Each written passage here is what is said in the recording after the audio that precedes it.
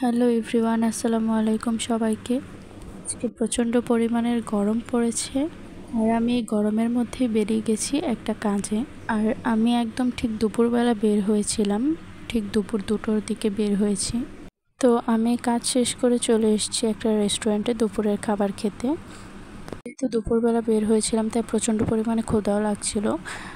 আজকে আমি এসেছি পিজা 7 ডেজে। পাশাপাশি অনেকগুলো রেস্টুরেন্ট আছে এখানে।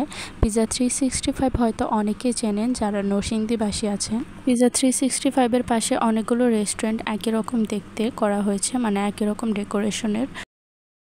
পিজা 7 ডেজের ডেকোরেশনটা আমার কাছে পার্সোনালি খুব ভালোই লেগেছে। উপরে সম্পূর্ণ বেতের ঝুড়ির মতো কিছু একটা দিয়ে ওরা ডেকোরেশনটা করেছে।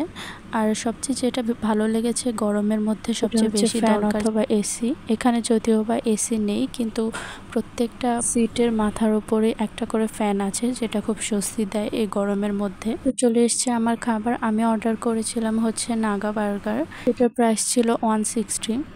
দেখতে খুব ভালো লাগছিল, খেতেও মোটামুটি ভালোই লেগেছে, আহামরি কিছু নয়।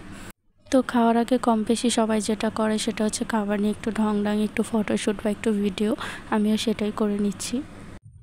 আর এই বার্গারটাতে মেয়োনিজ প্রচণ্ড পরিমাণের ছিল, যেটা আমার বেশ ভালো লেগেছে, কারণ আমি মেয়োনিজ খুব পছন্দ করি। আবার বার্গার খাওয়ার জন্য ওরা হাতে গ্লাভস দিয়েছে, যেটা সচরাচর সব রেস্টুরেন্টে দেওয়া হয় না। তো আমি খুব তৃপ্তি করেই খেয়েছি, আমার খুব ভালোই লেগেছে। আজকের ব্লগটা এই পর্যন্ত। সবার কেমন লাগলো অবশ্যই কমেন্টে জানাবে। আল্লাহ হাফেজ।